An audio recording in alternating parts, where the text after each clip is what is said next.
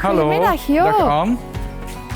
Hey, ik heb goed nieuws voor jullie. Ik kom jullie melden dat jullie genomineerd zijn voor de Visit Limburg Awards in de categorie gastvrijheid. Amai, dat is supergoed nieuws. Ja, en ik heb een lekker stukje vlaai bij om dat te vieren. Super, we gaan een stukje eten. Kom Oké, mee. prima.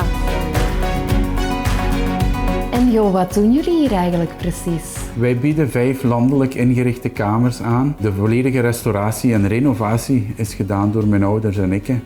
En in het weekend kunnen de niet-gasten hier ook iets komen drinken op de binnenkoer. Wat maakt jullie B&B zo uniek? Onze prioriteit is om er voor ons gasten te zijn, dag in dag uit. En nog een grote troef is om met verse producten te werken en aan te bieden aan onze gasten. Waarom moeten de mensen op jullie stemmen? Het zou echt wel een beloning zijn voor mijn ouders, hun harde werk. Het zou echt wel de kers op de taart zijn, deze award. Veel succes. Dank u.